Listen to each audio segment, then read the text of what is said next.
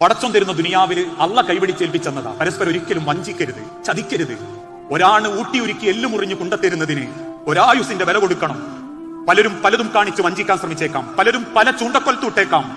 പക്ഷേ ഒരാണിന്റെ മനസ്സറിഞ്ഞ് കൂടെ നിൽക്കുന്ന പെണ്ണിനുള്ള സൗഭാഗ്യം, മറ്റൊരാണിന് കൊടുക്കുന്ന സ്നേഹത്തിന്റെ ദുർഗന്ധത്തിന്റെ മണം പരലോകത്ത് ഏറ്റവും വലിയ കറുപ്പാണെന്നറിയണം.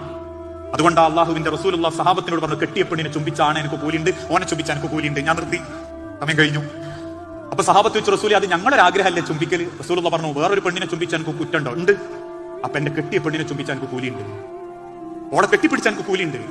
ഇമാം ഗസാലിന്റെ അരികിൽ വന്നിട്ട് ഒരു പെണ്ണ് പരാതി പറഞ്ഞു, ഭർത്താവ് ഇങ്ങനെ ദേഷ്യപ്പെടും, പക്ഷെ ഞാൻ മാറിക്കിടക്കൂല. ഗസാലി വെച്ചാൽ അതെന്താ? ഞാൻ മാറിക്കിടന്നിട്ട് ഒരു ദിവസം മാറിക്കിടന്നാ പിന്നെ എനിക്ക് തോന്നും ഒരു ദിവസം അല്ല 2 ദിവസം കിടക്കട്ടെ, പിന്നെ ഒരാഴ്ചയാവും. അപ്പൊ അങ്ങനെയാ പല കുടുംബത്തിലും. മൂപ്പര് ബെഡിലുണ്ടാവും, മുപ്പത്തി സോഫയിലുണ്ടാവും, അല്ലെ ഓൻ സോഫയിലുണ്ടാവും, ഓള് ബെഡിലുണ്ടാവും. ഞങ്ങൾക്ക് ശീലായി എന്നാ പറയാ. ഇത് ശീലായതല്ല, ജീവിതമല്ല ഉണ്ടായതാ. മുതലുണ്ടാവും, മരിക്കാൻ നേരത്ത് എല്ലാവർക്കും മുതലുണ്ടാവും. അവിടെ ഇവിടെയൊക്കെ